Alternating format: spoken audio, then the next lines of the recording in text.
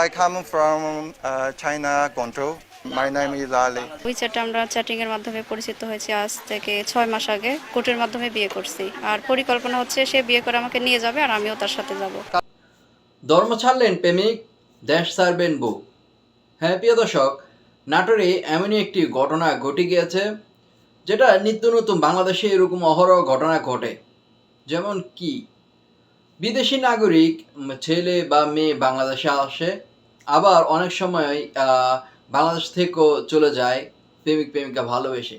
কিন্তু এবার অন্যরকম একটি অদ্ভুত ঘটনা ঘটে গিয়েছে নাটোরে।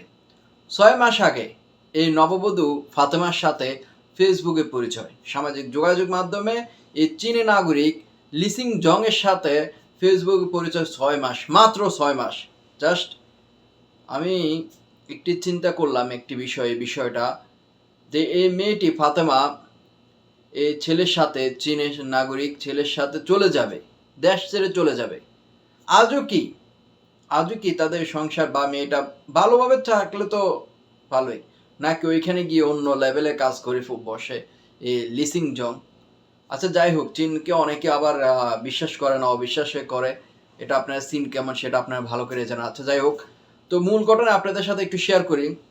এই ফাতেমার সাথে লিসিং জং এর ফেসবুকে পরিচয় সামাজিক যোগাযোগ মাধ্যমে 6 মাস আগে। তারা কথা বলতে বলতে এক পর্যায়ে গভীর হয়ে যায়। তারা দুইজন চিন্তা করে ভাবে যে আমরা একজন আরেকজনকে ছাড়া থাকতে পারবো না, বিয়ে করা প্রয়োজন একজন। তারপরে এই লিসিং জং চীনা নাগরিক বাংলাদেশে আসে, এই প্রেমিক আসার পর সে কিন্তু তার ধর্ম কিন্তু মুসলিম ছিল না, মেয়েটি কিন্তু মুসলিম। সে ধর্ম পরিবর্তন করে মুসলমান হয়। মুসলমান হয়ে সেই কোর্ট ম্যারেজ করে বিয়ে করেন এই ফাতেমাকে। 7 লাখ টাকা কাবিন। আচ্ছা কাবিন দিয়ে কি করবে? নববধূ কি বলছে প্রথমে তো আপনারা শুনতে পেয়েছেন। নববধূ এই ফাতেমা বলেছে, আমি তাকে ভালোবাসি, 6 মাস আগে ফেসবুকে পরিচয়, আমি এখন তার জন্য দেশ ছাড়তে রাজি, আমি তার সাথে চলে যাব। আচ্ছা বোন, তুমি চলে যাবা, চীন কেমন জানো? তোমাকে খুঁজে পাবে যদি কিছু একটা হয়ে যায়। আচ্ছা যাই হোক, এখন আমার কেমন জানি একটি প্রশ্ন জাগলো যে 7 লাখ টাকা কাবিন, যাই হোক যেটাই হোক, কিন্তু এই চীনে নাগরিক যে বাংলাদেশে এরকম অনেক অহরহ আসতেছে এখন বাংলাদেশি তরুণীদের প্রেমে হাবুডুবু খেয়ে, আবার অনেক ছেলের হাবুডুবু খেয়ে নারীরাও আসতেছে বাংলাদেশে। এটা নিত্য নতুন কাহিনী, কিন্তু এই কাহিনীটা চীনের কারণে অনেকে মানে ভাবতেছে, বলতেছে বাবুরে চীনের জায়গা, চীন কেমন শেষ। যদি এই না মেয়েটাকে অন্য মানে অন্য কাজে ব্যবহার করে এ ছেলে, আমার তো মনে হচ্ছে এমনই হবে।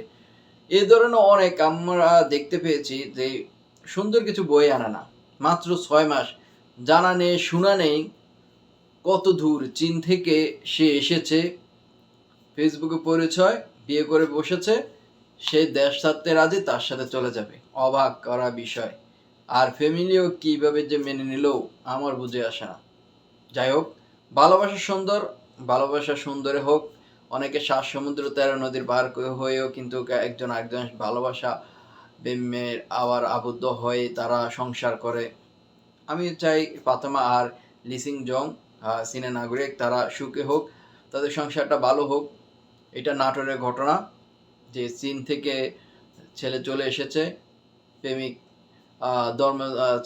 ধর্ম ছাড়লেন প্রেমিক, আর সেদিকে নববধূ দেশ ছাড়বেন রাজি হয়ে গিয়েছেন। আর চীনের মানুষ রে ভাই, সে ধর্ম ছাড়লে আর কি, না ছাড়লে কি, সে ওই চীনে গিয়ে যদি ওই ধর্ম আবার ওই জায়গায় ওই ধরনের কাজ করে, কে বলতে পারবে, খবর রাখবে? কিভাবে যারা এই ধরনের কাজ করে সিদ্ধান্ত নেয় আমার বুঝে আসে না। যারা এই ধরনের কাজ করে একটু সিদ্ধান্তটা মানে বুঝে শুনে নেবেন। ধন্যবাদ সকলকে।